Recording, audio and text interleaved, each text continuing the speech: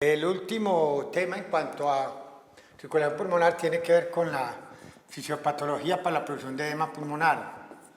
Esto es muy parecido a lo que nosotros vimos de la formación de edema en el resto del cuerpo. Tenemos las 4 fuerzas de Starling, que ya están claramente descritas, y la cantidad neta de líquido hacia afuera. Entonces va a depender del coeficiente de filtración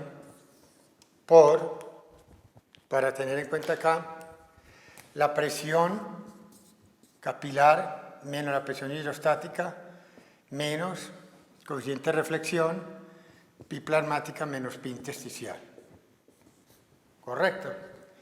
Y podemos decir francamente que la acumulación de líquido, como llamamos edema pulmonar, inicialmente es en el espacio intersticial entre los capilares y los alvéolos, y cuando ya se prolonga y hay un aumento, hay una salida de más de 100 mililitros, que no es mucho, en los pulmones se rompe el epitelio alveolar y empieza a inundarse los alvéolos. Es cuando empieza la expectoración típica de un edema pulmonar con rompimiento de las membranas alveolares, causando lo que llaman el edema alveolar como tal.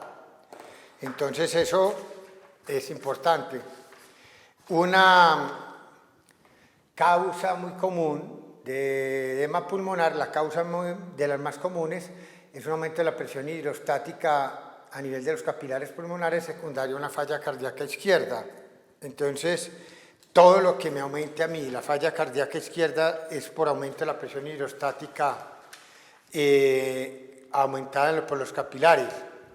Y la falla cardíaca izquierda de cualquier origen es una de las más comunes que hay que tener en cuenta.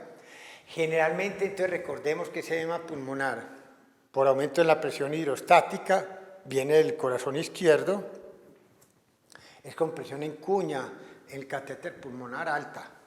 Y esa catéter en cuña se manifiesta en que la presión en la aurícula izquierda está alta, en el capilar pulmonar alta, pero la resistencia vascular no está alta, porque hay distensión de los vasos y toda esa presión se va volviendo en aumento retrógrado de las presiones en el sistema pulmonar. Eso es lo que llama un edema pulmonar cardiogénico. También lo puede ocasionar una estenosis mitral o una sobreadministración de líquidos intravenosos. Pero otro fenómeno que para nosotros es muy importante, fuera del aumento en la presión de líquido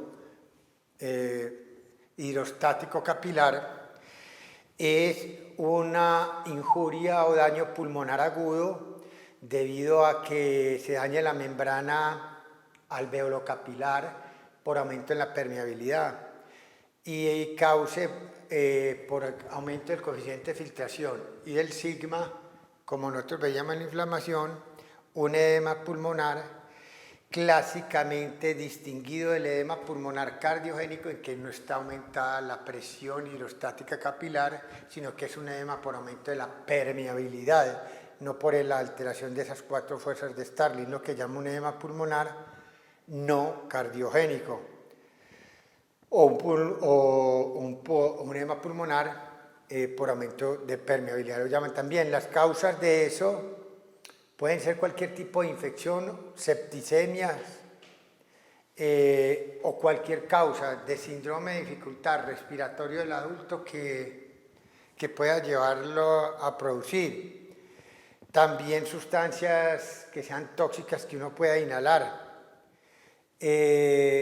Lo típico de este edema pulmonar es que es un edema pulmonar con presiones hidrostáticas normales. No tienen aumento de las presiones aumentadas a nivel de las fuerzas de Starling. Y esos son una serie de edemas pulmonares que es muy bueno estudiar, porque la presión en cuña va a estar normal o bajita. Y es muy descuidado en clínica. Todo el mundo cree que uno hace un edema pulmonar porque se infartó el ventrículo izquierdo, y esta es otra manera de ver cómo el pulmón se puede hematizar, dar los mismos hallazgos simplemente sin tener evidencia de aumento en la presión hidrostática pulmonar. Cuando la hay, pues muy bueno para usted que haga el diagnóstico. Generalmente cuando hay un aumento en hay un edema pulmonar de origen cardiogénico, Cuando la presión en cuña está más o menos de 16 a 18 milímetros de mercurio, casi no hay hallazgos al examen físico y en la radiografía, pero de 18 a 25 milímetros de mercurio ya hay alguna evidencia de los rayos X de infiltrados y de injuritación de los vasos pulmonares y se encuentran crépitos al auscultar los pulmones en ambas bases. Y cuando ya está por encima de 25 milímetros de mercurio, pues francamente hay edema pulmonar a los rayos X y con crépitos ya generalizándose más a ambos campos pulmonares e incluso lo que antes llamaban el asma cardíaca, que es la exudación de líquido, no solo se da a nivel de los alvéolos, sino también de los bronquíolos y de los ductos alveolares, y entonces eso va produciendo no solo crépitos al examen físico, sino sibilancias y roncus. Entonces parece como si fuera un cuadro de asma cardíaca. Y recordemos también que, aunque esos son los dos tipos más comunes de edema pulmonar, no podemos olvidar otro tipo de edemas pulmonares que también nos pueden llegar a producir. Uno de ellos es la disminución de la presión oncótica de las proteínas del plasma. Pero la disminución de la presión oncótica de las proteínas del plasma es lo que nosotros habíamos hablado del edema. Generalmente, como uno tiene 3 factores de protección contra el edema, uno, que es el drenaje linfático,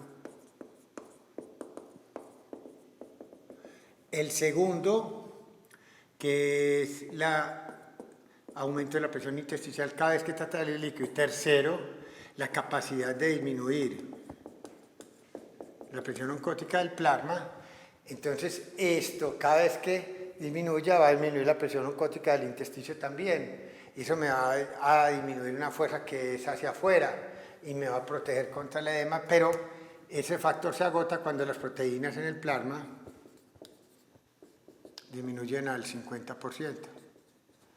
O sea que para que una hipoalbuminemia de un edema pulmonar, generalmente se requieren unos niveles de disminución en la concentración de proteína en el plasma que sean importantes. Sin embargo, en casos marcados de desnutrición extrema o una malabsorción intestinal donde no se absorban bien proteínas del intestino o una hepatopatía donde haya una cirrosis o algo que no deje producir bien proteínas por el hígado o un síndrome nefrótico donde haya pérdida de proteína en la orina, me va a dar a mí la posibilidad de tener algunos grados marcados de hipoproteinemia que puedan llevar a edema. Lo más común es que si hay hipoproteinemia, generalmente no es de ese grado tan marcado y esto simplemente es un factor que contribuye adicionalmente a otros factores al desarrollo de edema pulmonar.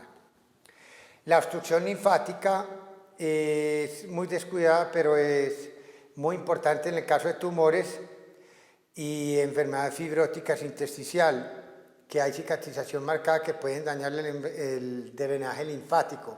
Entonces no olvidemos que el drenaje linfático es un factor protector contra el edema y que nosotros tenemos que tener cuidado con enfermedades infiltrativas a nivel pulmonar que me vayan a dañar los linfáticos o que tenga un problema de tumores que compriman los linfáticos y me dañen el drenaje y el retorno venoso.